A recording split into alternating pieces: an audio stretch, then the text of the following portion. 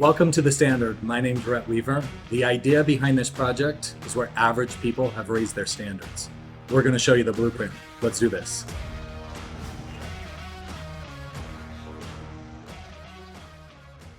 What up, everybody? This is Rhett Weaver, your host with The Standard.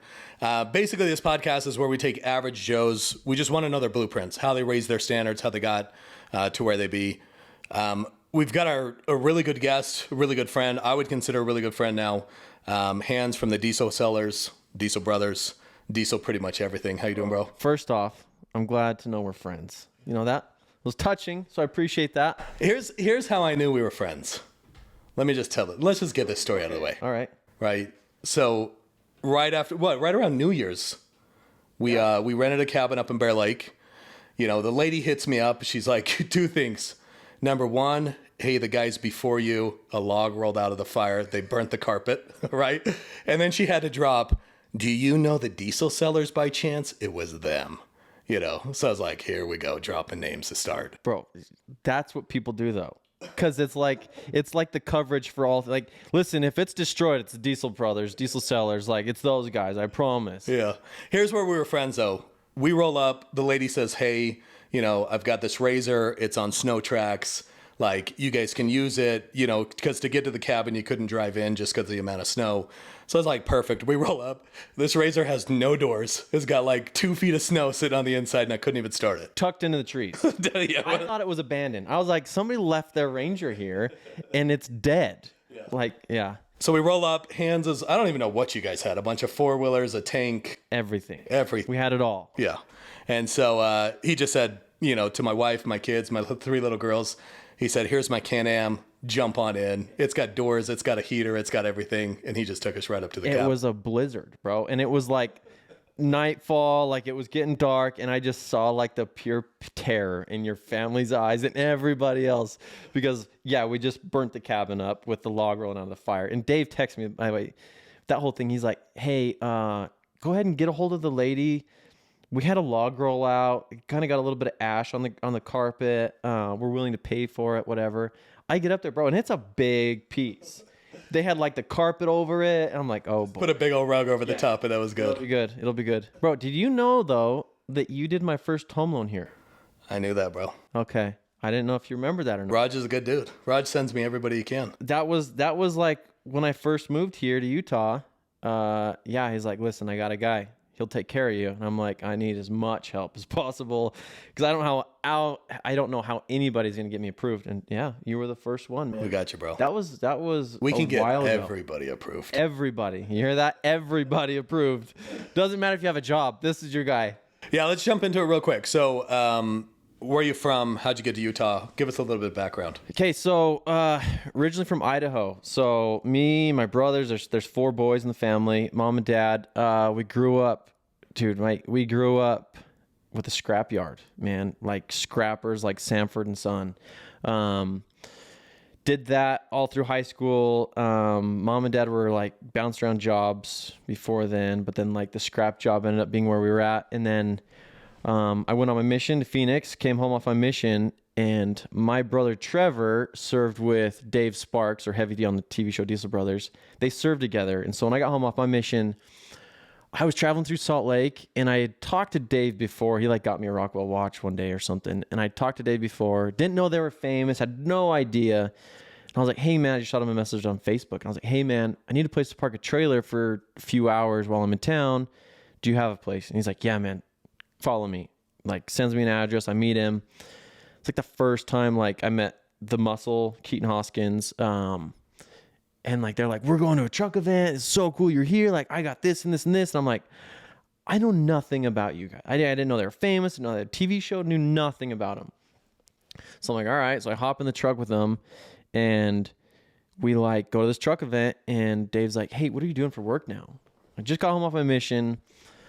I was selling Murphy beds. You know what a Murphy bed is? I know what a Murphy bed is, Murphy beds are the beds that hide in the closet and they come out. Like, I was selling those. That's hilarious. Because, like, the scrapyard, man, it kind of, when I was on my mission, the parents sold it. Like, wasn't looking good. It was just a rough situation when I got home. So I'm like, I got to do something. So I was driving semi, selling Murphy beds on the weekends. Like it was the grind, man. It was the grind. And then Dave's like, hey, I need somebody to transport vehicles for us. Are you down? And I'm like, yeah, I've got nothing else going on. Like I just bought this little Murphy bed business, but it's not going anywhere. I'd be down for sure. And like he gives me his number. I text him the next weekend. He's like, oh yeah. Hold on, let me talk to my business partners. That went on for like 2 years, bro. 2 years of just like, oh yeah, let me just talk with these guys. Let me just talk to these guys, not knowing like what was going on. I didn't know anything. Yep. And then like one weekend, all of a sudden he finally responds after I like kept bugging him. And then I gave up. And I'm like, all right, it's over. Start something else, do something, whatever. I get married, and then like, boom, he responds. Right when finally life started happening for me, he like finally hits me back. He's like, all right, we're ready. And I'm like, crap, like this is it. So he's like, come down to Utah, meet with me. We'll do an interview. I'm like, all right, sounds good. I head down there, and he's nowhere to be found. Nowhere to be found. Redbeard is there. Didn't know who Redbeard was. Yep. And Dave just texted me. He's like, hey, find Redbeard. And I was just this dude standing there with a red beard. I'm like, all right, you must be the guy. And he's like, what are you here to interview for? And I'm like, I don't know. Don't know what I'm doing here. And he's like, well, did Dave give you any direction? And I'm like, no, man, he just said he was ready for me to start working for him. And here I am. And he's like, well, did he tell you pay or anything? And I'm like, no. Throwing a number out there. Just, I had no idea, like no clue what was going on. Redbeard had no clue what was going on. Dave was at the auction buying vehicles. I didn't know where he was. Couldn't get a hold of him. And Redbeard's like, I guess you're hired, man. Like, let's do this. If Dave wants you here, then there must be something there. Yeah. There must be some value you're bringing, right? Yeah. And so I ended up getting a job there. Dave finally showed up like the next day, and he's like, I want you running social media. And dude, like, I had no idea how to run social media. No clue. But like, I just started YouTubing stuff and just started figuring it out and like buying ads and doing all these things. And it was different because like I grew up scrapping and driving semis and doing Murphy beds. And now it's like, these guys have a TV show. They have huge platforms. They got tons of following, like tons of different like pages. And they're like, you're in charge of them. Yeah. So I guess tell us, at what point did you enter into the business? Did they already have Discovery Channel going? So yeah, so when I got there, I got introduced as like one of the main guys on the show, and I was like, "What show?" Like no idea. And they're like Diesel Brothers, and they're like, that guy over there, his name's Dave, and that's Dave, and I was like, "Well, wait," and there's like, "Well, we call him Diesel," and I'm like, "Why do you call him?" Like, dude, I didn't know anything about this, yeah. And so like it was full steam ahead, like everybody's moving. And that's why it took Dave so long to get back to me, is because like there was so many moving pieces and parts that like he wasn't ready for me to come on until like there was something established, which was the TV show. Yep. Right? So the TV show was season 1, like right at the beginning, and that's kind of why he wanted me to come on, is to help facilitate things and to help like kind of bridge that gap between him and the show. And so yeah, it was right at the beginning of it all. And so I started doing the social media, kind of doing a little bit of stuff with the show. And then Dave's like, I want you in the shop full time. Quit doing the social media for Diesel Power Gear. I want you in the shop like full time, anything and everything there. And so like they transitioned me out of like the office into the shop, and dude, I'm just like sweeping floors every day. And I'm like, because at this time I was still living in Idaho. So I would drive down here on a Monday, leave my wife at home. Yep. She's going to school in this, like she's living in this crappy trailer house. Like I left her with like the crappiest vehicle I had, because like I had to take the car that ran right to get to Utah. Yep. Like I'm sleeping in the shop. Monday night. So I work Monday, Tuesday, and then go home Wednesday, Thursday, drive back on Friday, there Friday, Saturday. And so like, I'm just hustling, man. Like I'm trying to prove that like I'm worth it. Like I'm trying to prove all these things. And so like, I'm commuting every week, sleeping in the shop, and dude, it sucked. Yeah. Sucked. And like every day I'm like sweeping floors, like getting people coffees. Yeah. So how were they paying you? Was it a salaried position? Were you getting paid by the hour? So that time it was salary, yeah. So it was salary and it wasn't great by any means, but like I always had like the vision of like an end goal. Yeah. Right. And talk to me, I guess, like what was the belief with them? What did you, I mean, coming into it, spending that much time down here, away from the wife, out of Idaho, like what was the end goal for you? I just saw so much potential there. Like that was what was crazy is like I would tell people like I'm working for Diesel Brothers and they're like, "Oh, you're so lucky. You have the greatest job ever." And I'm like crying to my wife on the phone as I'm sweeping the floors, bro. I'm just like I'll never forget that. Like literally I remember like calling my wife at times, like running parts and like getting people's coffees. I'm like, is this worth it? Like I'm working so hard and I'm grinding and I'm doing everything and I'm like first one there, last one to leave. And this sucks. But I kept seeing like the potential and the end vision of like, I could be on TV. I could be like a main guy. Like I could have ownership. Dave's talking about it. Like I could have all these things, but like there's some sweat equity that's got to go into it. So let's talk about this. I mean, obviously you saw the opportunity. Yeah. Dave, I don't know at that point if Dave Sparks like saw the opportunity in you, saw the vision, caught the same vision, or if it was just like, hey, we need somebody. This guy's going to be great. Hopefully this pans out. You know, I guess talk to everybody on, because I think everybody kind of goes through this in life, right? Yeah. Like, I guess I kind of went through the same thing over the last year, which was, hey, there's a new opportunity. It's a brand new company. We got to grow this thing. Hey, sorry, honey, we're going to put in a heck of a lot more hours than we have been because of the potential of what possibly could come to fruition or what could come out of this. Yeah. I mean, did he, as a leadership position, have the same vision, or do you feel like the amount of time that you put in kind of led to what has transpired? So one day somebody asked him, they're like, why this kid from Idaho? Like, what was it? Like, there's so many more people here. And he's like, he was so persistent, like, while he wasn't working for us, like, all the times I'd hit him up, like, hey, man, like, are you ready for me now? Are you ready for me now? And I wasn't doing it in an annoying way, but I was doing it in a way that, like, they, like, showed him that, like, I cared. I cared enough to, like, follow up, and I cared enough to, like, put the time into, like, trying to reach out to him when I was in town and, like, all these sort of things. And so, like, he knew there was something, and I don't want to sound cocky or arrogant, but, like, he knew there was something different there, right? Yep. And a lot of that stems from, like, growing up. Like my parents and my upbringing and like working hard there and like trying to keep up and compete with my brothers, right? Like always making sure like they're proud of me, right? And so seeing like the opportunity there with Dave is I just knew like I always needed to work hard and outwork everybody else, right? And set myself apart from everybody else so he could also see like I'm in this for the long run. Because that's like I think that's why Dave kind of put so much effort into me is he saw like that my end goals aligned with his end goals, right? Like my potential was greater than others because I was willing to put in the sweat equity and the long nights because I saw the end goal and that aligned with what he wanted to do, right? Because that guy's built different, man. Yeah. And a lot of those like celebrities or A personalities, red personalities or whatever, like they're built different. Like they want everything now, right? Which isn't bad, you know? Yeah, but, you can't get it fast enough. You know, you can't get it fast enough, but you can try, right? Like you can put in the work and they can see that, right? And that's what Dave saw is like, I was willing to try anything to make something work. Yeah. You know?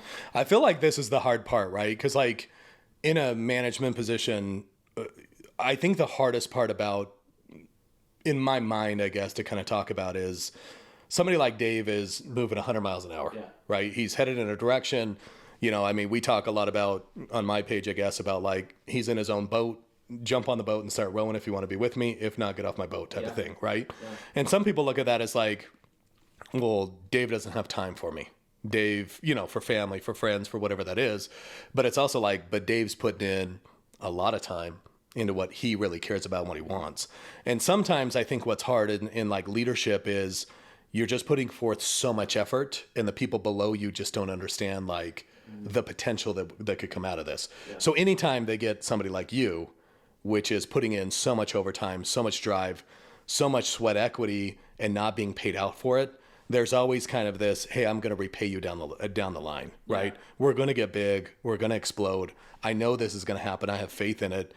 And it's, for me, like, you never say thanks to those employees soon enough, because it's also one of those things where it's like, are you on my boat and are you rowing? Yeah. You know, and I want you to row for a long time. And then I know you're with me, right? It's almost like this bond of like, hey, we're just moving forward together. And I promise you're going to get paid, but just like hold tight, believe in the product, you know?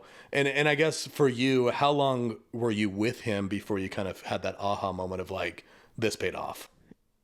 Honestly, I've been with him like 7-8 years now. Right. And we went, so kind of my aha moment for me was, I was sweeping floors, like I said, right? Sweeping floors, grabbing guys coffee. We brought in a manager from West Coast Customs. So big TV show, you know, this guy knows everybody in the industry. He knows all this stuff. He knows how to run a shop, TV, all that stuff. And he was our shop manager. And for West Coast Customs, we're talking about the show. The show West Pimp Coast My Ride. Customs, Or, yeah. Is it Pimp My Ride or is it West Coast Customs? That's it. I think West Coast Customs, it's kind of like Diesel Brothers is Diesel Sellers. Yeah. Same deal. Like Yep. Pimp My Ride was different. With Exhibit. Yeah. That was the show though, bro. That would be your show. But West Coast. that would be this guy's show. Pimp My Ride would be your show. And I imagine if I checked your email right now, you'd see multiple, like... Tell me that was not the greatest show growing It was up. the greatest show. Crappiest cars ever. And I can't believe I just crossed them with West Coast Custom because I could see the West Coast Custom guy in my head right now. Yeah, and they're all like high-end cars, aren't they? Yeah. Like top luxury cars. Pimp My Ride, yeah. And Pimp My Ride was like 92 Corollas. with 36-inch flat screens or something, whatever I they make. apologize to West Coast Customs. So this guy came from like Top Dogs, right? And I was like, I just lost my opportunity. Because like in the shop, you know, you're sweeping the floors, you're the lowest of lows, right? And then there's like a mechanic. And like I was trying to like break in the mechanic vibe because I was trying to work my way up the ladder. And I just remember when they brought him in, it just tore me apart. And I'm like, this is like, I don't know if Dave sees enough in me to like give me a responsibility big enough to like stick around. Like I'm proving it, right? And my wife's just like, just keep going. Like it'll pay off. It will. Like, and by this time, dude, like I've moved here, we're like in it. And, we went on a trip as a shop and we came back from the shop and the shop manager was on this drunken stupor, if you will, and just didn't show back up and didn't like let anybody know where he was. And so you're saying from the trip, just it led went into MIA. That. Really? Yeah.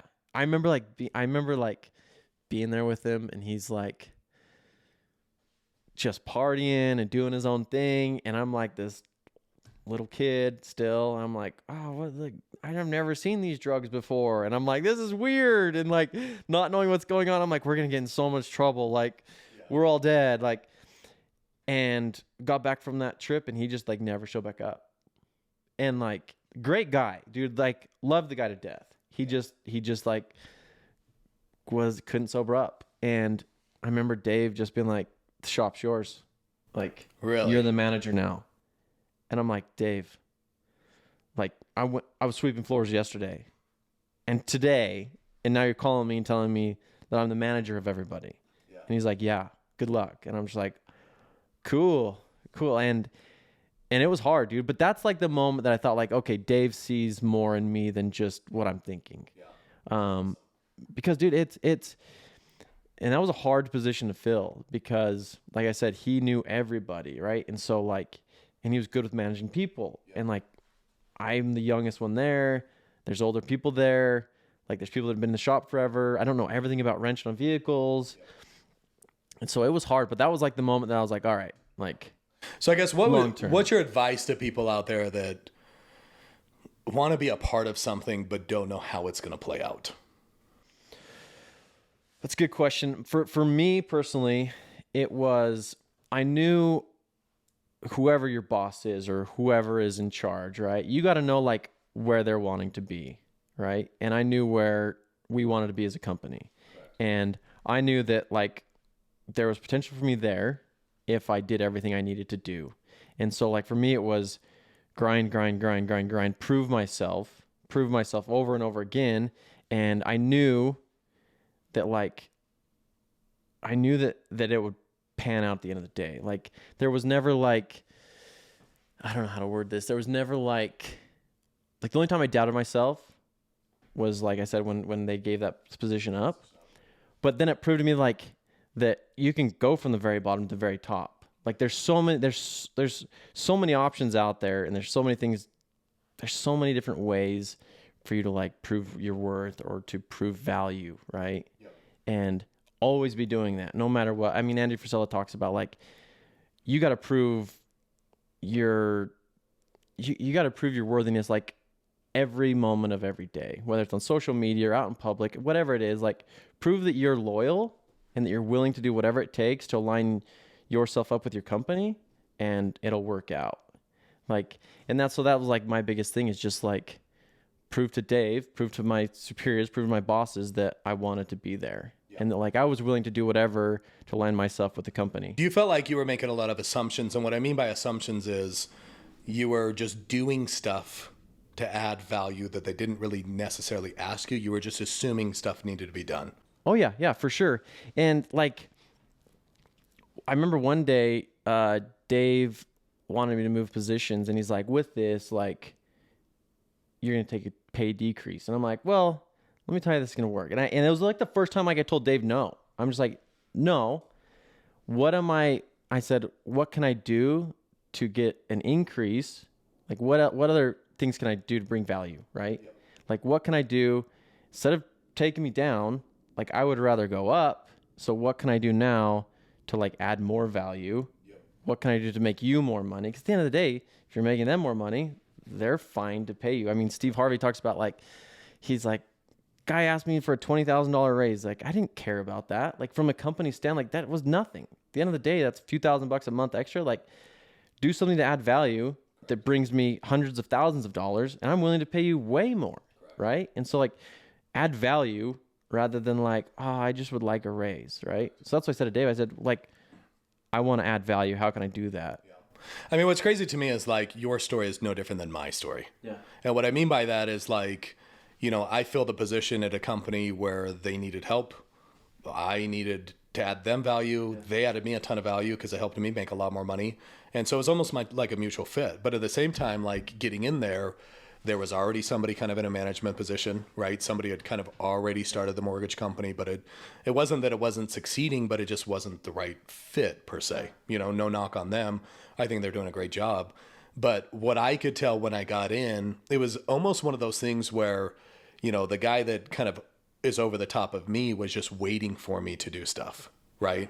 And it's funny because he's very subtle. It's almost like he tells you what needs to be done, but isn't asking you to do it, but wants to see if you are going to do it, if that makes sense. Almost like tests. Yeah, it's like a straight up test every time. And what I kind of caught on to was whatever they suggest, I'm going to start doing. Yeah. And I'm just going to implement that no matter the amount of time, no matter the amount of effort. You know what I'm saying? Yeah. And what I could tell over like a good 6-8 month span is it went from, I don't really know what my role is, to, hey, dude, I really want you to run this company now. Yeah. Right? And I think confidence wise in my mind, that's what I've always wanted to do. Mm-hmm. Is I wanted to hire people. I wanted to help other people grow. I wanted to give them opportunity. I wanted staff to make more money than anywhere else in the industry. Yeah. Like I wanted to put everybody in an environment that's a win-win situation. Everything that I didn't like in my last company, I wanted to like change that up at this company. You know, so I knew like the only way to get in that leadership position was I've just got to outwork everybody and assume, you know, number one is I think listen, pay attention to what is needed, but also assume what is needed and just go ahead and start doing that stuff.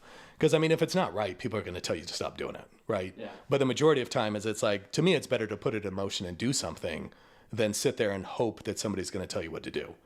You know, they would almost, a boss would almost want to see you like try, even if you fail at it. Yeah. Right? Like, I'm not the greatest at social media. I'm not the greatest at all these things. Like, I'm not the greatest manager, right? But I'm willing to try it. Yeah. Right? And even if I fail, like, it is what it is, but I'm trying. Yeah. And like, that's what I think a lot of people want to see. Yeah. And I bet your boss, like Dave, is kind of like my boss. It's like, they've got so much going on in their head that they've got to move forward, that they just can't sit there and coach you all day long on what needs to be done. So I think that's the other thing to everybody out there is it's just like, it's not that they don't want to talk to you or express what has to be done. It's just they've got so many problems and so many issues that they're running through to try and keep this thing moving forward that it's like, hey, just please pick up on this stuff. And this is why I hired you. I need help in these specific areas. It's no different for me, right? When people come and get home loans or whatever that is, like I have a staff under me because I can't do 10 different things in one day. So we've got to hire those positions out, and everybody under me has to kind of know their role or how the conveyor belt operates per se, right? I always make a joke. It's like a Chick-fil-A line. You know, no matter where you go, the Chick-fil-A line is always the same. And the person taking the order isn't the person handing you the food out the window. Yeah. So it's no different in business. It's just, how do you get in that role? Yeah. How do you add as much value as you possibly can? And sometimes you just got to pay your dues for the first year, first 2 years, first 3 years, whatever that looks like. Yeah. And I think people just quit too early, right? 100%. I think people got too big of egos. They're too insecure about stuff, and they just end up quitting on themselves, believing that they can do it. Or kind of like your situation. I bet you were super insecure when they hired that guy from West Coast Customs, thinking like, oh, crap. Pit my ride. It was pit my ride. But I think that's just real life. Is it's you put in so much time, and then something happens, and instead of communicating about it, it's just like, well, I'm just going to quit because he quit on me. And it's like, yeah, that's not necessarily always the vision. And dude, for me, I'm in the best position I think at the shop possible.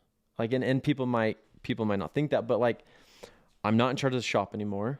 Like, I don't have to worry about that. I don't have to worry about the social media side. Like, I grind, I pay my dues, and now I'm able to travel with Dave. Like, Dave, I would say like I'm Dave and Dave's babysitter. When people ask what I do, I'm just like, I just babysit them and just hang out with them. Like, because like I started adapting, right? I was running the shop, but I was also like traveling with Dave. I was also like doing stuff for Dave on the side, doing stuff for his family. And he's like, geez, there's value there too. Yeah. Right. So then he's just like, I want you out of the shop. I'll find somebody to do the shop. Like, you have more value being beside me, helping make sure like everything I'm doing is moving forward. Right. And so like my position literally went from the worst to what I think is the best. Awesome. And it's just because like I was willing to stay moving forward with him, and just like I said, aligning everything with him. So it was crazy. It's been a whirlwind, man. Cool. Like, not every day's the same. Like, tomorrow we're headed to the mountains to go recover a bunch of like heavy equipment off the mountain. I just hope at some point you find somebody. That's all I'm asking. Listen, it's going to happen. I know it's going to happen. It'll happen. I just need it to happen.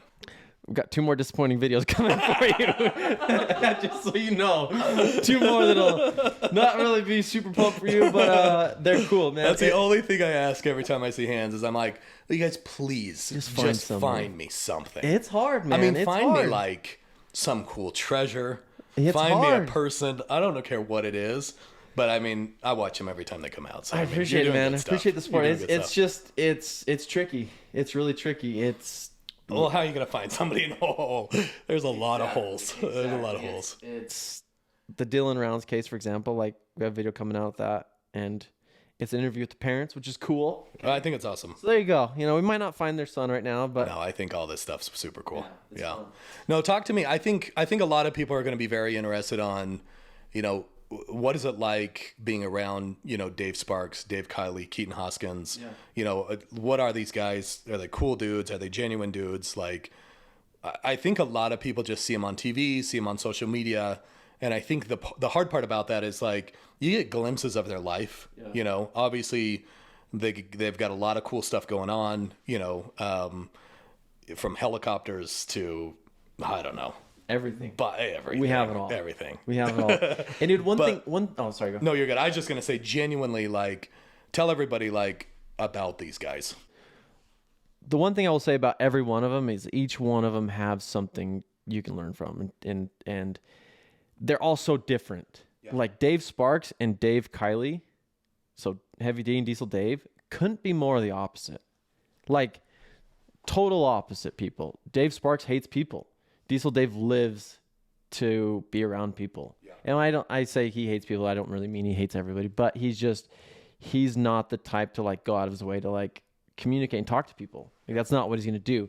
Diesel Dave is willing to invite the homeless guy at the gas station to Thanksgiving dinner with him. Yeah. Like, willing to do anything and everything for anybody. We'll be walking through the airport and somebody will be like, hey man, Diesel was just at my kid's baby blessing this weekend. And it's like, Well, how do you know Dave? Oh, I just met him once at the gas station. It's like, how are you getting yourself into these situations? Like, this I gotta is ask not him for more stuff then.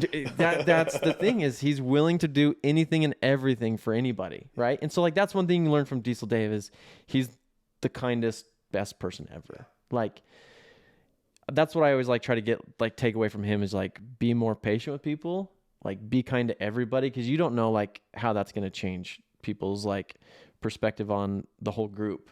Because dude, we have a deal right now that's a very big deal that came through, and the high ups of the company are like, the thing that stood out the most is the way you guys treated the kids. Really? Yeah. They're like, we could care less about the truck you did, about the appearances, all that stuff. They're like, you guys treating the kids and playing with the kids, having fun with the kids the way you did showed what kind of people you were. It's awesome. And like, that's like the thing that I always need to like always remind myself is like, pay attention to those sort of things, right? So that's like what you learn from Diesel Dave. The muscle is one of those dudes I can call up at any moment and ask him for anything, and he'll be there. Like the nicest dude ever. Like we've had friends that have had drug addictions and things like that, and I've called Keaton and said like, hey man, can we use your house for this, this, and that? And he's like, done. Like it's open. Yeah. And Dave Sparks, dude, his work ethic is just crazy. Like you can and he teaches me a lot of things every day, something new with that guy. But like I said, they each have something else to teach you, and they're 100 miles an hour. That's one thing with all of them, man. They're successful, but there's a reason they're successful. Yeah. And like it's been a blessing. It's been a huge blessing for me to learn from them, because I feel like it's just keeping me like that much more ahead of everybody else, I guess. Yeah. Because I can learn so much from them. And dude, we get to communicate with so many cool people. Yeah. Like that's the thing that's great about it too, is like I can learn from those guys. I can learn from Andy Frisella, Ed Milet, Roman Atwood, all these guys that I never would have the opportunity to be with. Right. I'm able to be with them. So it's been awesome. No, it's funny, dude, because like going to Davis High, growing up in Davis County, I mean, all these guys are Davis High boys. So it's like I've grown up with Keaton since I was a little kid, played football with him my entire life. So it's just funny to kind of see them have the success that they have. But it's so true. I mean, even watching Keaton in football, I mean, he was a beast always, I mean, the dude's always been good at what he's been doing. So it doesn't surprise me, when you talk about him. Dave Kiley, I think, has been at every party in the city of Utah. It doesn't matter where, what part. There could be 3 parties going on at one night, and for some odd reason, he'd be in Salt Lake and then at Logan. He'll be at all of them. Somehow he'll be there. And if he's not, he's so FaceTiming everybody there to make sure they know that he wishes he was there. Yeah. But, I mean, Sparks obviously didn't know him too well in high school. Probably sitting back there doing a lot of mechanical stuff. But I think you hit it spot on. It's just funny how, you just nailed their personalities, to a T. I love all of them, dude. Like, they're family. Like, that's the thing. And any one of them would do anything for anybody. Like, in Sparks, like, talk about him a little bit.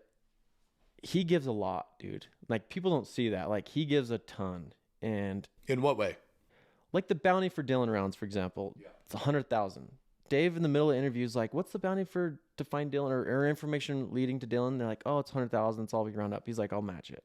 So like 200,000 now. Like there's things like that like he doesn't flaunt that. Yeah. He doesn't need to. Like they asked me to have him post it, and he's not going to post. He doesn't want to flaunt that stuff, right? Like he gives so much. And his theory is like, if I stop giving, like I've been so blessed. If I stop giving, like I'm going to be in trouble. Yeah. Like I'm going to stop being blessed. And so like, it's cool that like they've all taken their platforms and their wealth or whatever, and they've been able to like give back and help. And that's huge. Yeah. And like, yeah, like Kylie might not be the guy out there flaunting, throwing around money like the other guys do, but he's able to give back in other ways. Yeah. And that's what's great, dude. Like couldn't ask for a better group of people to be around. Yeah. I mean, what's the biggest takeaway, I think, for everybody, just, kind of speaking in general, from the diesel seller groups as far as the popularity they've had, the people that you've met? I mean, probably what's the one biggest takeaway or one biggest value add that you could get of everybody as far as just being with them, whether it's with yourself or with one of them? Like, what's a cool story? What's something that you've seen them do that's probably just like, I love this. You know what I'm saying? Yeah. Maybe this is the right spot for me. I think a lot of it comes down to like the charity side, honestly. Like I know I just talked about it a little bit, but like that's been like my biggest thing. Yeah. And because it just shows that like, it just shows that they care. Yeah. And like I've seen Dave do so many things for so many different people, And like I said, he doesn't show it. He doesn't flaunt it. He doesn't need to, because like he knows deep down that's what's right for him, you know? And so like, cause we're around so many big names, we're around so many like big influencers and big things. And they all feel like they have to do that. They all feel like they have to like show everybody what they've done. Right. Yep. And that's one thing I've noticed about these guys is they don't have to. Yeah. And that's huge for me, because I'm like, that's when I think you really hit success. Like that's success in my book. Yeah. Is like you're able to help out other people without needing to like showcase it to everybody else. Yeah. Like they can know like, yeah, the dude's successful. He's got a helicopter. He's got a nice house. He's got a great family, like happy family. Like that's success. Yeah. But being able to help people out is even more like, that to me is just like another level. Yeah. And not having to flaunt it. Yeah. You a big believer in karma? 100%. Dude, I think that's like the biggest thing out of life. Because I mean, the more you talk about like giving to people, you know what I'm saying? Yeah. Whether it's, and I think people always get caught up in like, oh, it's got to be a dollar amount, right? Yeah. And to me, a lot of it is just how do we serve people, right? I think karma, you know, whether it's from a religion, like a religious standpoint, right? I mean, growing up in Utah, there's a big Mormon influence here. There's a big church part of it. You know, the takeaway that I get out of the religious side of it is you're giving time, right?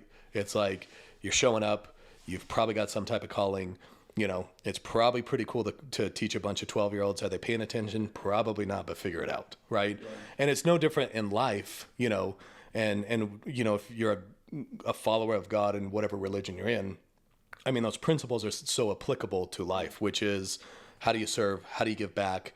You know, how do you just be a better person? And I think a lot of that just really is just a karma play. Yeah. You know what I'm saying? You see too many people just hold way too tight onto their money, way too scared all the time about doing stuff. And those are the type of people that just have a hard time progressing, having a hard time just opening up their mind and believing that they can actually achieve something, if that makes sense. Yeah. Karma, I mean, law of attraction too. Like that's the biggest thing too. You know, a lot of these big influencers, they're strong believers in law of attraction. And it's true, man. Like you want success. Like if you think about it and you try and you work hard enough, you have success. Like I don't know, like my question to you is like, because I thought about this earlier, is like, where do people view, like, when do you think you're successful? Right. It's like, what about you? Like, it's me asking you straight up, like, what's it going to take for you to feel successful?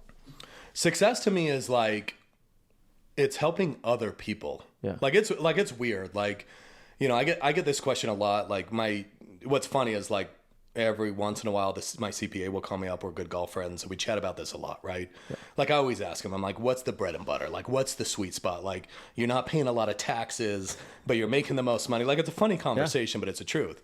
And a lot of times he's like, dude, it's 250,000. Yeah. Like you make 250,000, like you're maximizing the amount of money you're taking home and the least amount of money you're paying the government. Yeah. Right. And he's like, anything between 250 and $1 million, he's like, dude, you're just not taking home that much more money. And you've got that much more headache. Yeah. Right. You've got to hire other people. You're paying payroll. You've got all these other expenses, right? Buildings, whatever you're trying to basically, you know, kind of move forward in life. And to me, like, it's so true. But what's funny is when you make more money, it's fun to involve more people. Right. Yep. Like, I'm just such a big believer of who you're surrounded by is the direction you're going to be headed in. Yeah. And so when you're the leader, like Dave, for example, Dave Sparks, when we talk about him running at 100 miles an hour, like I feel like that's who I am. You know what I'm saying? But I've also hired enough people under me that can control what I'm doing, the chaos, you know? Yeah. So nothing gets dropped. And to me, success in my eyes isn't necessarily the amount of money that you make, because for everybody, that's a different amount, right? To me, it's how do you help other people achieve their goals, their wants, their needs, their lifestyle, and how do you create a business or an atmosphere where they can succeed? I mean, it's no different from you. You don't get to be the head honcho like Dave Sparks, but you're in an environment that you thoroughly enjoy being involved in. You've met a ton of people. You've networked with people that you probably could have never imagined to meet in your entire life. But if you would have never started from the beginning of sweeping floors and believing in yourself, you would never be to the part where it's like, I don't know, meeting Logan Paul, for example. Yeah. You know what I'm saying? Yeah. And to me, that's just, that in my eyes is success, right? Mm-hmm. I mean, money comes and flows. Sometimes you're at the top of the wheel making a lot of money. Some years you're not making that much. It's like, if you look at athletes, Yeah. LeBron James can't win a championship and be the MVP of the league every year, right? Yep. So is he successful? I think he's pretty successful, Yeah. right? And that's just no different to me in business. Is what is success? To me, it's just how do we help other people and what they want out of life, right? And help them to give back, help them to understand the karma, help them to understand. I think more than anything, it's just people to believe in themselves, right? Yeah. Like with employees that are around me, like I will always pay them extremely well. And the reason I want to pay them extremely well is because A, I don't want them to leave me. that's the dead honest truth. But B, I mean, it's really like we've put so much time and effort in growing this and sending our ship in one direction. Like I don't want to have somebody else pick up the oar and start to paddle. It's like expensive. It's very expensive. But not only that, from a selfish point of view of being expensive, it's, hey, I don't want the paddle to be any better somewhere else. Yeah. You know, like my industry is completely running through a time where where the government has just raised interest rates and you see everybody firing everybody. And it's just funny to me when it's like, but that person's worked for you for like 30 years. And like, you're telling me over the last 3 or 4 years where you guys just made hay, like, where did that money go? And so that means everybody at the top got paid. And now, you can't go open up your bank account and keep people employed for 5, 6, 7 month period. Yeah. Like that to me is mind blowing. And like, I would rather go to my bank account and pull money out and make sure people stay employed before I fire somebody. And then 3 months later, we're back in action because rates came down and now I got to hire and train everybody again. Like it's just such like short-term thinking, you know, like to all my thousands of followers on Instagram, right? Both of them, both 1,000. Which is no joking around, but like today we posted something about leadership, and then like just out of nowhere I was like, oh, Google leadership, right? First thing that popped up was a TED Talk. Yeah. And what I thought was very interesting is it was on this guy that basically won the Medal of Honor and kind of a war hero, and he was a big leader in Afghanistan on one of these biggest ambushes that happened. And when they were getting ambushed, he went back in to save people's lives. And I think my question on social media is, it's like, so why in a time of war, right, would a leader, when a helicopter's sitting there, why would a leader go back in to save people's lives versus just getting on the helicopter and getting out of there? But in business, if we take that same analogy, everybody's just getting on the helicopter and getting out of there and just leaving people to die. Yeah. And I think it's interesting, and the whole TED Talk was about the environment that you're a part of, right? Yeah. And I think what people don't understand is, I don't know, in my mind, I think people get caught up in like, oh, my company gives me trips, or my company pays me a bonus, or my company feeds me. You know what I'm saying? When I'm at work, or, we've got a golf simulator. I don't know what it is, but it's just funny what people add value.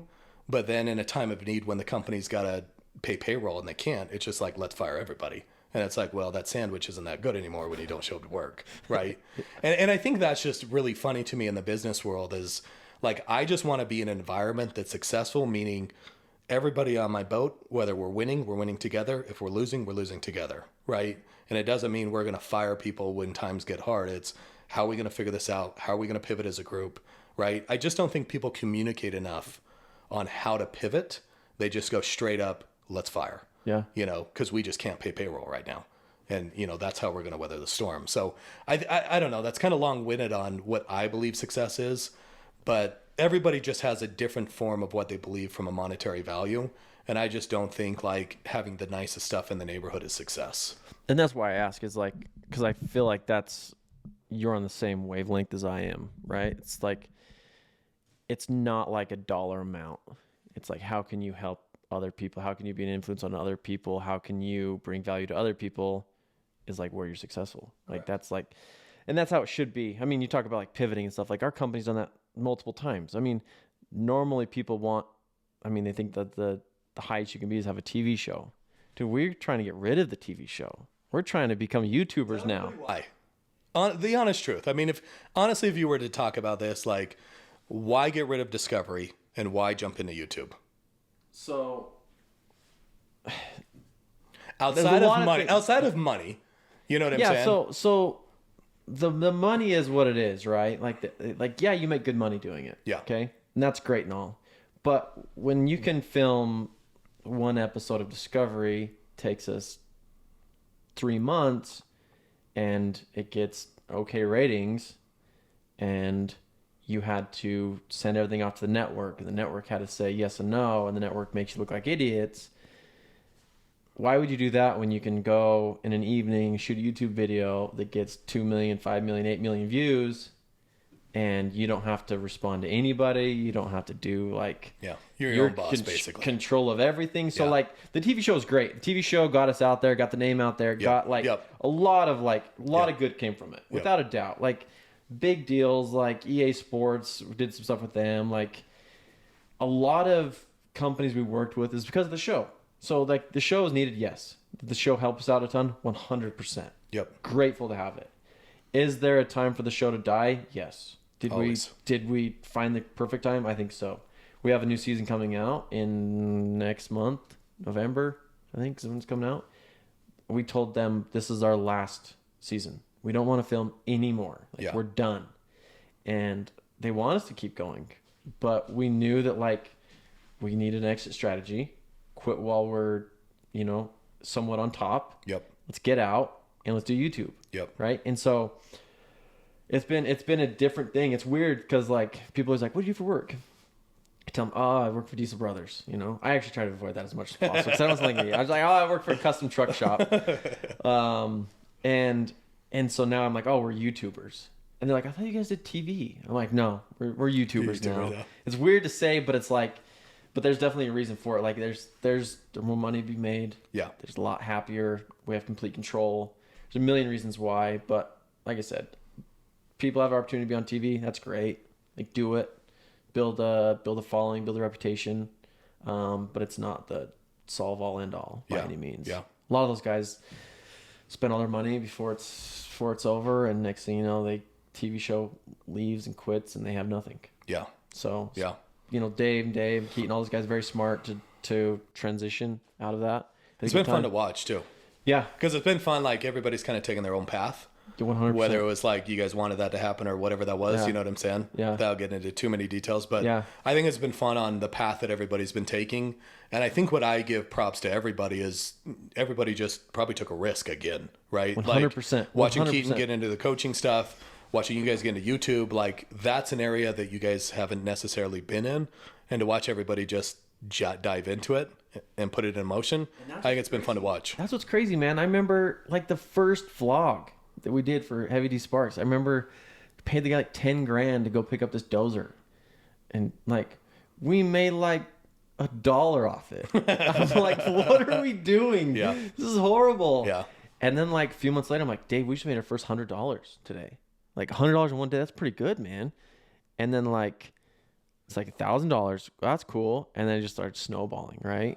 So like he just saw the vision of it, and like that's what all these guys have done is they've realized like TV show's over. It is what it is. Had a good run, but now let's transition. Yeah. And that's like what everybody always needs to be doing is transitioning. Like, do I think working for Dave is my end career? No. Like, is there going to be something else? 100%. Yeah. But don't you believe like working for Dave has allowed you to meet a lot more people, 100%. And one of those people is going to offer you something, or you're going to team up and collaborate with somebody, and that's going to transition to something better. Type. I didn't go to college. I didn't do school. Like okay, take that back. I attempted college like 3 times. What's your GPA? 0.0. Dude, I'm the same boat, right? Okay. Like I was working through college and making way more money than like I hate to bring this up, but my brother like graduated college, freaking grinded, like paid every dollar he possibly could to go, got a job at Fidelity, and then I was just sitting there thinking like, dude, I'm making more money than him. Yeah. And like I love sales, so like what is college gonna do for me? Right? And it was in that transition stage where like, and I think you still get it, a lot of parents want you to go. So it was some unhealthy years with my father. But we looked up my GPA. I paid for it at Weber State. It was like 1.2. Good for you, man. Killing it. Killed it. I remember showing up to my final, and I sat down, and then I looked at the teacher, and I was like, if I got a 100 right now, like, could I even pass this class? And she's like, no, there's no way. I was like, all right, I left. Oh, no. And I'm like, it's just not for me, man. It's just not for me. But like, yeah, so that's why I say like, is Dave the Sparks Motors, Diesel Brothers, whatever, is this the last thing I do? No, definitely not. Have I met a lot of people I get a lot of job offers from? 100%, you know? And I think what's cool is like your resume is so big now. I think what people take for granted sometimes, unless I guess let's clear this up. If you're going to college to be a doctor, whatever, I get it, right? So before we get a lot of backlash, Yeah. My wife's a nurse, bro. She wanted to become a nurse. Like, you got to go to school for that. Like, I'm so grateful. Just had a kid. I'm grateful all those people know all that stuff about the medical world. Yeah, and I think for me, like, college just wasn't going to teach me what I needed to do. Yeah. I just wanted to get out. I mean, we talk a little bit about it. I should say I do. It's like, you got to get in the dirt. You got to figure it out. You know what I'm saying? And the only way to do that is trial and error. It's not book study, you know? 100%. So you just got to figure out what you like. And I kind of want to pivot into hide and seek. Bro, what a good time that was. Did you think it was cool? Be honest. Like, out of everything you guys have done, like I'm dead serious. Out of everything you guys have done over the last couple years, like, was that a good idea or not? Well, I mean, it's hard to compare that to flying around the Blackhawk. You know what I mean? There's flying the Blackhawk with dirt bikes mounted to it. There's the hide and go seek. I mean, they're close for sure. Barely wins. Barely, just because nobody has a Blackhawk. Scenery or something. I don't know. No, in all honesty, dude, like, very well put together, right? Yeah. I remember when I first heard about it, I'm like, good luck to you guys, man. Like, that'll be cool. Good luck. Yeah. Have fun with that. Yeah. And then I remember Roger called and he's like, hey, do you want to be part of it? And I'm like, yeah, like, we'll see how this goes. Yeah. And then, like, showing up, I'm like, geez, this is a legit thing. Like, there's some serious thought behind this. I'm hoping to get $1 on YouTube back. Well, give it a year. You know, let it run. But it was really well put together. Yeah. I'm not gonna lie, it was well put together and, like, it was fun. Yeah. Like, not like we just did something kind of similar for Diesel Power Gear earlier today. Yeah. And it was much shorter. I'm talking, it was like an hour long. Yeah. And it was cool, but it wasn't hide and go seek in the night with your friends. Yeah. You know? Yeah. Did you like the way we did it? I mean, I won't lie. It's an idea that, I mean, you watch YouTube, everybody's got a hide and seek one. And I think what was great for me, you know, being very vulnerable talking about this is, you know, Roger, like, I've always kind of wanted to do this podcast, right? I always wanted to sit with people. I wanted to kind of know their story. I want to know what they've gone through. I wanted to know, like, you know, how do you just take an average Joe? How do they become something, right? Like, how did that play itself out? What did you have to do to be able to do that? You know, and I just asked Roger Jessup one time that obviously did hide and seek with me. I've been working with him for a long, long time. I've known Roger's backstory for a long time. And I'm like, dude, we just got to capture this on tape, right? Like, I think it's a cool story. You're a genuine dude, like one of my favorite people on this earth. But I'm like, dude, let's just do a giveaway and do something crazy. And he walked in my house and he's like, dude, we're giving away $10,000. Yeah. And I just died laughing. And I'm like, why would we give away 10 grand? Like, I just said, why? Yeah. And he's like, well, COVID, you know what I'm saying? Like, people haven't really traveled. So I think it'd be fun to send people on a trip. You know, and if you know Roger, if you've been on a trip with Roger, like, it's a high life. You know what I'm saying? On a trip with Roger. And I, like, always leave there like, I am such a horrible person. I am scum of the earth, not accomplishing anything. I mean, homeboy does it right when we go on trips, right? So it was fun. And one day, like, I think Mr. Beast posted a video of hide and seek, right? And this is, like, where the whole idea came from. They did it in a huge football stadium. And I just remember sitting there thinking, like, they were playing for $1 million. And so it's like Logan Paul and some of the biggest influencers on YouTube were all the ones that were hiding, though. And then whoever won took home the $1 million and they got to give it to charity. So I'm like, I'll watch this. And I just remember, like, Mr. Beast couldn't find anybody for a long time. So he started to shut sections down. So that's where the idea came from. Like, you know, when we get out there in the cornfield, we're probably going to have to shut some sections down if we can't find some people. Listen, man, leave me out there a little longer and would have found more people, okay? I tried. That was number one. But what I, like, watched in the show was we only saw Logan Paul's face when somebody was close by him.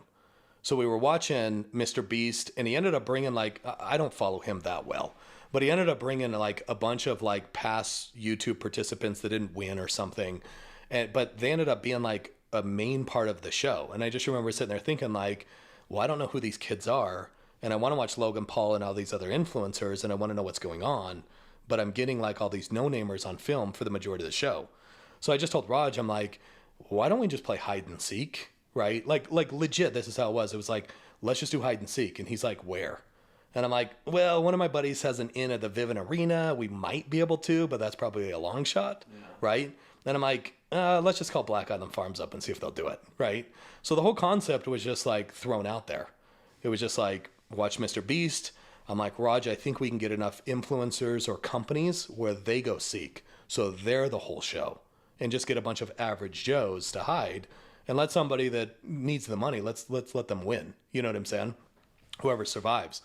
And I just remember the first time we met with Black Island Farms, they were just like, hey, we want you in the 12 acres and that's all we want you in. And then he like sat there and he was talking to me and he's just like, yeah, but we don't really have any like dead ends in the cornfield because we want people to get through the corn maze. And I'm like, makes sense, right? Because he's like, if there's any dead ends, they just get frustrated and they just start plowing the corn down and they ruin my whole maze. And I just sat there thinking, I'm like, so how many entrances are there and how many exits? And he's just like, well, there's 3 entrances and 3 exits. And I'm like, dude, if we got 10 people going in on each side, this game's going to be over in less than an hour, right? So that's where we like kept asking a lot of questions to Black Island Farms. We're like, well, what else do you have here? And he's like, oh, we've got, like this haunted house area. And then we've got this area with some slides and some animals, right? And he's like, and I'm like, can we please just play in those areas too so we can like make this bigger? Yeah. I said, my fear is like our influencers are just going to run in, find everybody under an hour, and then the game's over, right? And so what's really funny to me about like the insecurity of trying to put something together is just like what possibly could happen to make a good film, So once we found out there was a not hide and seek, but the haunted house side, well, we were asking like, well, who's in the haunted house? And he's like, oh, we got like 50 characters. And we're like, well, what do those characters look like? Right. And so like one of the big spins that I told Rogers, I'm like, let's not tell anybody we're going to put people in the corn. Yeah, right. I have no idea. Like that's going to be a big part of the show. But then like some of the ideas from Mr. Beast, and I think anybody that's going to put on an event is like, I noticed Mr. Beast had walkie-talkies to talk to everybody. Right. I noticed like he brought people in once they were caught, right? Mm-hmm. To tell their story, what they thought of it all. So it wasn't like an idea that, we just came up with on our own. Like it was fun to see somebody had already done it. And then it was easier to kind of understand what we needed from camera crews to walkie-talkies to how the game was necessarily going to be played, if that makes sense. Mm-hmm. But I feel like that's why it went so smooth is just because we kind of had like I guess kind of a model to kind of play around, right? And I don't know, like in your guys' world, like are the ideas that you guys come up with for YouTube, are they genuine ideas that like you guys are just doing, or is it sometimes piggybacked off of other people and what other people have kind of done? It's all the above, man. Like, yeah, we see guys like Mr. Beast, Logan Paul, these guys doing these videos, and some of our stuff, yeah, we kind of mimic it off of that. Yeah. But like, we always try to like add our own twist to make it different enough, And so I feel like that's what we try to do with hide and seek. 100%. And I mean, I've watched the video you're talking about of Mr. Beast. I mean, he only spent like $2 million on his, so yeah, ours wasn't like that. It wasn't that much, but. No, I was impressed. I was impressed how it went and how it was so smooth. Like, yeah, these guys like Mr. Beast can do these things, but they spend a lot of money on it, man. Yeah. They spend a ton of money on it. Yeah. And it's never even perfect. Yeah. Right? You were able to do it entertaining, right? Much cheaper, obviously. You didn't have to bring in like all these crazy big millions of, subscriber followers, whatever you want to call them, influencers, right? You were able to bring in local people. And dude, that's the coolest part about that whole thing. Yeah. Is it was local people. Yeah. Like, I love the fact that like I was able to go there and meet Jimmy and Johnny and all these different people. Yeah. They're like in my backyard. Correct. Like you go to some of these other events like I go to and I meet these people and it's like, oh, this will be the last time I ever see you. Correct. Like Yeah, I think like one cool thing for me about hide and seek was, obviously like Dave Kiley, like you said, is always on board for something. Mm-hmm. And I think what was so interesting to me, which obviously this was a, kind of a up north, Davis Weber County kind of community type of, hey, let's go ahead and try to make this hide and seek, how do we pull this off? So we knew it wasn't going to like have a lot of reach outside of the state of Utah.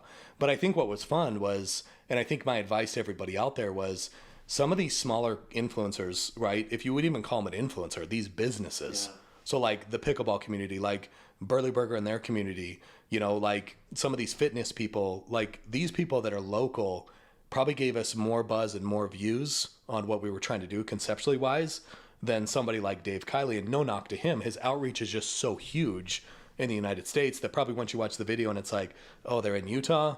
Well, like, I'm not interested in that. You know what I'm saying? Exactly. And so even though we went out and got people with hundreds of thousands of followers, what's crazy to me was the smaller people were actually probably better for us from a view standpoint. I mean, I think we almost got like over 200,000 impressions, right? Wow. In under like 30 days. Yeah. And so for me, from like just throwing an idea out there, not even know how it's going to play itself out, like legit, we threw an idea, a date, and just said, how are we going to make this work? And we had less than 6 weeks to throw it together, right? Yeah.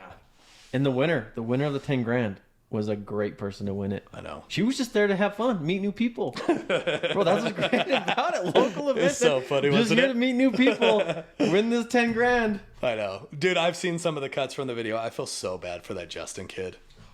Like, that kid that's 6'7" out of St. George. The tall kid. Teacher. No, right? I don't think he's a teacher. Oh, I thought He's in, like, the food business. Oh, okay, Yeah, okay. yeah. That was the only downfall of that whole thing is we thought somebody died. And, like, everyone's like, it's not a joke. Don't joke about her dying. Because, like, that was my first thing is I, like, walk up and jokingly, I, like, talk about, I'm like, we're all under the same impression. She's dead, right? Just joking. Yeah. And the lady's like, we can't find her. Yeah, we couldn't. You don't joke about that. I'm Well, like, here's the problem how we couldn't find Allison. Is we because thought you didn't know it was Allison. Because you didn't know her name. we You thought her it was name. Sarah. No, Emily. We kept Emily. yelling Emily. And it's so sad because it's like when you run an event like this, the last thing you think about is people's names. Because when you got them on walkie-talkies and you tell everybody to come in and then somebody doesn't come in, you're like, oh crap, who didn't come in? Right? So I guess for people that you need to watch the video when it comes out, but when we shut down zones, we had everybody get out of their hiding spots and come back in. And there was this one girl who was Allison. We still don't know where she was or if her walkie-talkie didn't. We checked everything. So I think she just wanted to hide the whole time. I think she was at Maverick. She just was like off somewhere else and then just showed up. It's over. Yeah. But what I feel bad about is like, it wasn't Emily. Emily was the first girl we caught and she went home. And that's why we thought it was Emily because Emily wasn't there. I remember Ashley Sparks texting her. I'm like, who are you texting? She's like, Emily. I'm like, wait, Emily, the dead girl Emily out in the corn right now? Or Emily, the one that's home texting you? She's like, the one that's home. I was like, oh my gosh. Yeah, I feel so. So next year we're going to have like... Name tags. Probably...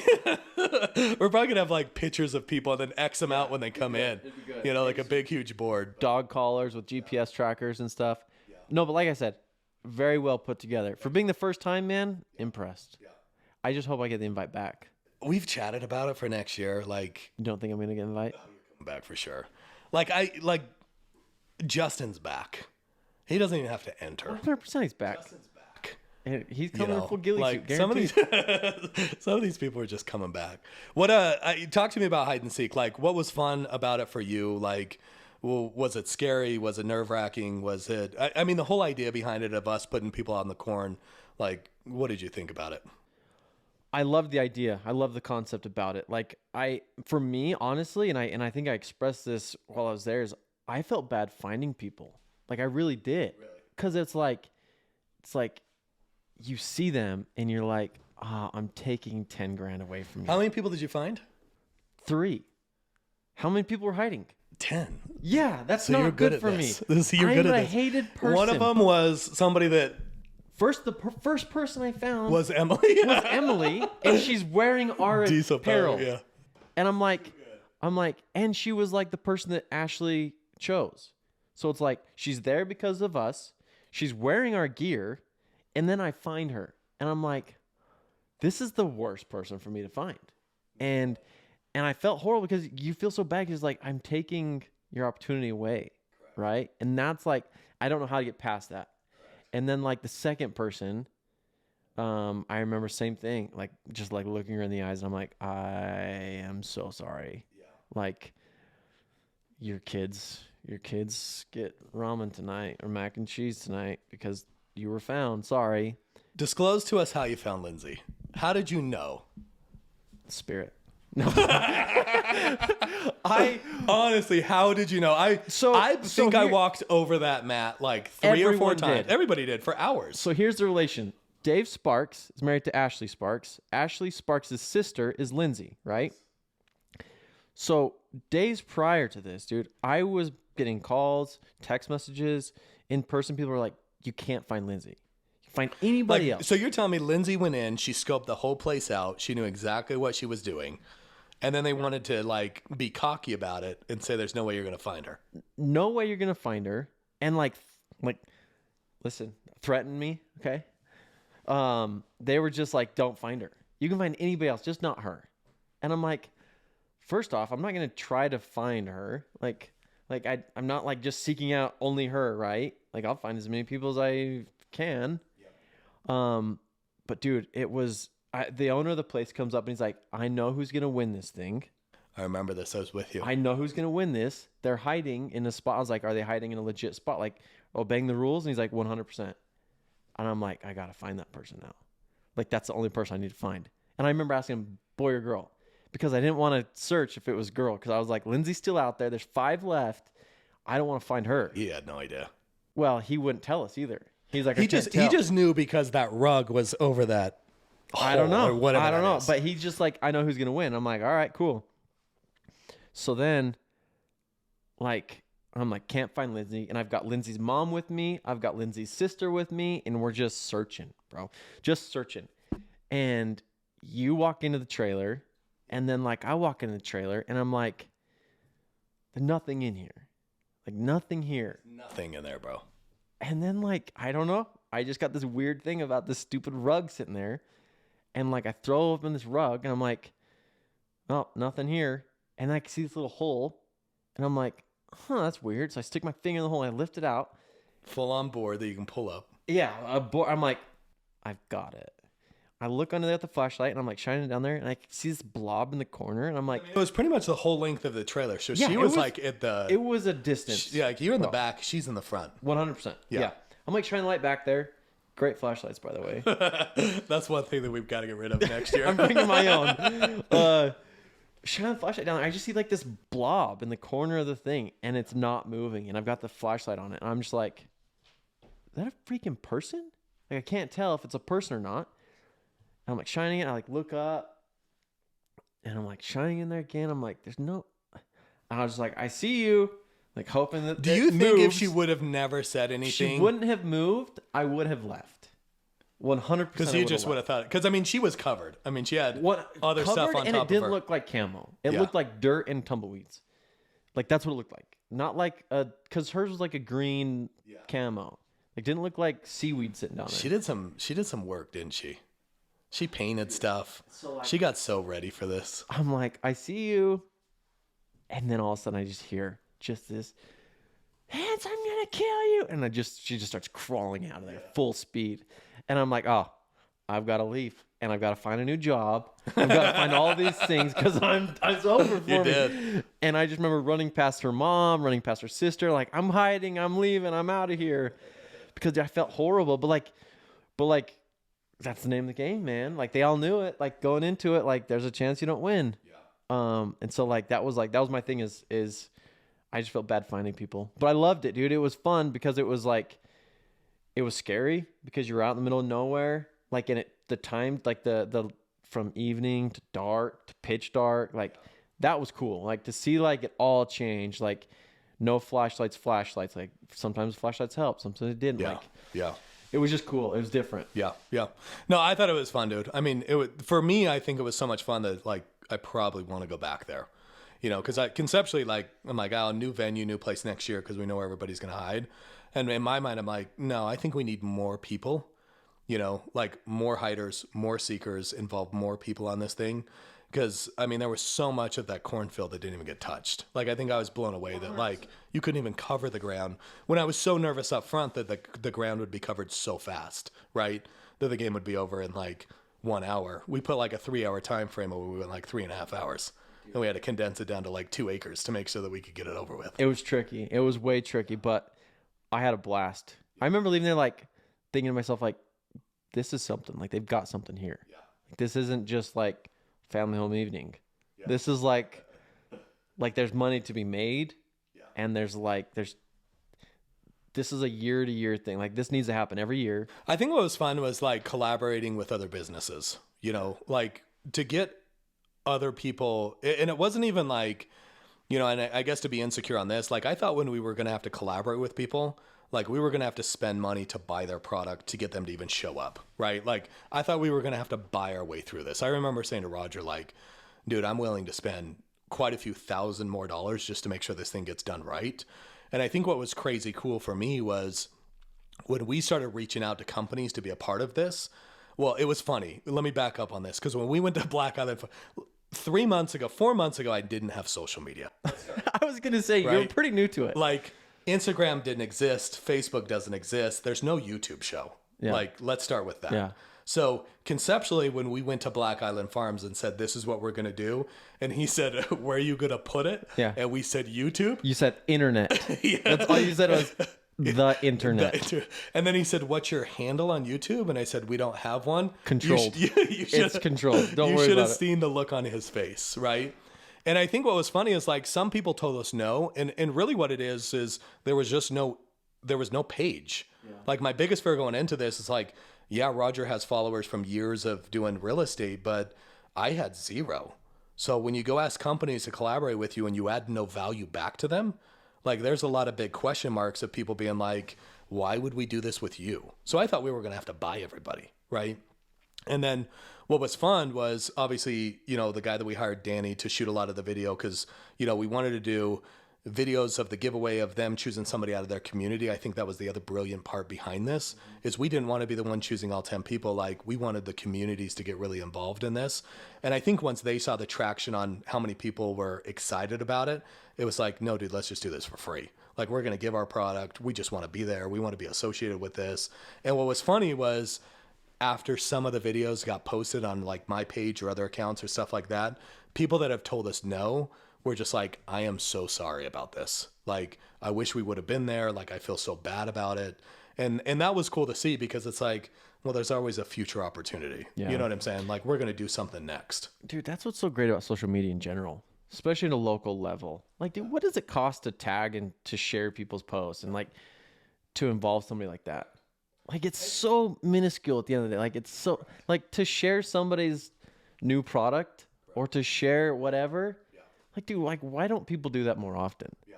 Like, what are you worried about? And I think what was fun for me was like some of the companies that we involved are just good friends of mine and have been good friends for a long time. And they have no following either. Like they just genuinely run businesses and are successful on the back end. And for them, it was like, hey, I've wanted to get into social, but don't know really how to. And this was kind of their platform to get started, you know, and like for me, it was fun to give back to them, you know, because obviously they were helping us out, but you know, not every person that we invited had 10,000 followers, 40,000 followers, 200,000 followers. It was like some people had 300, you know? And so that was super cool to see that like an idea that we had, we were able to just make it happen. Thanks to Mr. Beast, I'll say that. Like it gave us an idea of like how we had to manage the project, you know, as we got going. But more than anything, like there was a team behind us that believed in the vision. And I thought that was the coolest part about it. You know, their staff that did a lot of stuff for us that like aren't even on this video. Yeah. And so that's what was super cool for us. And then just to see everybody in the community get excited about it. Next year, I just want to involve more people. I think I hated that we limited it to 10 people. Like I want a lot of people hiding next year. Dude, I'm telling you, the potential of this concept is huge. Yeah. Like it's big. Yeah. Like I think besides that, like this is an event you could run and make some really good money on. That's just me being selfish. I'm looking at it as other ways. It was cool. I mean, that Justin kid kid out of St. George, which like we never really had a conversation. We just told him he was going to be a part of it. Like, and when we were at the event, he came up to me and he's like, "Hey, dude, I'm in the food industry, and like there's a lot of companies out of St. George that want to be a part of this next year." And I'm like, "Justin, I don't know who you are. I just barely said hi to you. The first words out of my mouth were, whoa, you're tall," you know, because he's 6'7". And I was just like, "Hey, your Burley Burger chose you, right?" And he's just like, "Yeah." And then that was like the first thing out of his mouth. And then you'll watch the video, you're going to feel like heartbroken for him. But like that's one person that I'm like, I want you back. We're going to somehow hide you so you're like the last 3 people and then give you an opportunity to win the 10,000, you know, because genuinely he was just such a nice dude. Way nice. And so grateful to be there. And like, what was cool for me is it was just like, he doesn't know me. He was so grateful to be there that he was just like, how do we add value to you next year? Yeah. How do we be a part of this? Such a cool concept, everything like that. And that to me is just like, that's life. You know, like when you talk about success a little bit earlier, like that to me right there is success. Like we added value to somebody's life. Like that dude drove up 4 hours out of St. George just to be a part of this thing, left his family. You know, I know it's just one day, but he ended up sitting there thinking like, how do I add value back to these guys? Because potentially there might be something out of this for me too. Dude, that's like the biggest like takeaway like of my whole job and my whole career, right? Is like how do we add value to everybody we interact with? I remember one day, dude, we had Andy Frisella at an event for us, and I remember saying to Sparks, I was like, dude, like, how do I like stand out to him, right? He's like a huge deal, like big deal, and he's like, dude, order his Uber for him, like add value that way. Just order his Uber for him. Yeah, he'll always remember that. Yeah. So I did. It was a crappy car. Stupid thing. I tried to get him a nice. You forgot to choose the Lux one? Yeah, and I hit like Corolla or something. I'm like, that's why you remember me. But that's what I'm saying. Like, dude, like always being able to add value to somebody, whether you work for him or not, right? Like, just. But honestly, the crappy car is something that he's going to remember you by for the rest of his life. Yeah, but that's what I'm saying, dude. Is like it doesn't matter if you work for him or not. Like, if you want to stand out, you want to be different, you want to excel, like add value to whoever, you know. Like that, like it's my biggest thing. Yeah.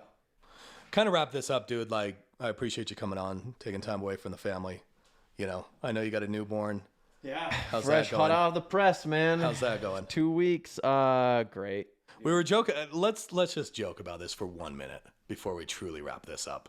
Kid, I'm just kidding. I'm just kidding. We were joking around about wives. Bro. Talk to me about having 3 kids, you being on the job all the time. What's your wife like? She's the greatest. Like literally, like I couldn't imagine any other way. Yeah. Like, dude, be like. So, we've traveled since I've had the kid already, and like a few overnighters. So like since the baby's been born, which is 1.5 weeks ago. Yeah, and like we've had overnighters already. Like I flew to Iowa, did a podcast 2 days ago, so I did an overnighter there. Got back like 11 o'clock at night. Like was getting ready for this. Saw her for like in 5-6 minutes, and then I was like, "Hey, by the way, tomorrow night I'm not here either. Yeah. Like I'm leaving right now to go do a podcast. Tomorrow night I'm also gone." And she just kissed me. He's like, "All right, have fun." Do you believe she's like the main part of your success, though? 100%. Like I couldn't be where I'm at without her, because she understands. Like at the end of the day, she understands like my vision and my goal, and like she understands that if I'm chasing those things, that like her life, my kid's life is gonna be better. Like, dude, I just had a kid move into my basement. I'm renting my basement out. Like, she's like, I've got a newborn, and you want to rent the basement out? Like, what? I'm like, yeah, not to just one person, but to 2 people. And she's like, I was like, just look at the long term. Like, look at the vision. Look at, you know, the perspective here. Yeah. Like, we want to make more money. We want to do these things. And she's like, okay. So like, dude, she's so understanding. Yeah. And it all comes down to, she just knows like where we want to be. We're on the same like wavelength. Like she wants to have the kids be happy and healthy. And that's what I want. Yeah. In order to do that, I have to be able to escape. I have to be able to go to work. Yeah, my job is hard for her, but she knows at the end of the day, like there's always gonna be food on the table. My kids will always be protected. They'll always have a roof over their heads. And like, that's what she wants to like always have. No, we joke about this a lot. It's like who you marry matters. You know what I'm saying? Yeah. And like, I think everybody can totally attest to that. Yeah. But I think wives don't get enough credit. I mean, we were joking earlier that, you know, it's more me than Hans. Let's just set this straight, right? Let's just set this super straight. Because my wife just kills it in the mother side of stuff. Like, she's crazy good at what she does. Like, let's be honest, I can't be home with the kids all day. I would murder them. Like, there's a reason she is the mother and I am the one that goes to work, right? Yeah. And anytime she gets frustrated with me, I always joke and say, you can go to work anytime you want, honey, right? And I'm going to get a lot of backlash for that one. But the way that I look at it is here in like 3-4 years, like I could be at the country club just playing golf all day long, you know? Yeah. We were joking about this earlier, but like, you know, the wife side of stuff is, I think, the reason why we succeed. They put up with so much crap. Like, Right now we're sitting in my house and my wife's not even here. Yeah. So she's off with the kids somewhere else entertaining them just so we can shoot this video. And I think that's what's so cool with wives is it's, you know, a lot of times we just take them for granted because it's like, you know, you're just sending the kids off to school. You're just kind of helping them out, keeping them alive. But when you genuinely dive deep into it, there's just so much more to it. It's unreal. It is unreal. Correct. Like, especially with the newborn, man, like my wife did the birth without medication and out, you know, the pain relief and stuff. And I'm like, you know, without the epidural, I'm just like, what is wrong with you? Like, give me 4 or 5 shots of that. Like, I'm not even having the kid and I'll take an epidural. So like, it's, yeah, who you marry definitely matters, man. She's definitely a reason that I've been able to have the success I've had, you know? Like she was asking the other day, she's like, because I was reading a message, I got a DM I got, and it was like, hey man, like I would do anything to be in your position. And she's like, do you get those a lot? And I was like, I get them every once in a while. And like, I had to start like taking screenshots of them and saving them in like an album on my phone, just so I can go back to those and be like, I do have it pretty damn good. Yeah. Like I do have a life that a lot of people wish they had. And like, yeah, it sucks, dude. Like my wife takes care of like, we have 3 rental properties. Yeah. Like she has to worry about making sure those are all paid and taken care of. Like she has to worry about the kids. Like, and then I have my job. Like we have a stressful life. Like there's a lot going on, right? But like we know the end vision. We know where we want to be. And yeah, we got to go through this trenches for a while, but like it'll all be worth it, you know?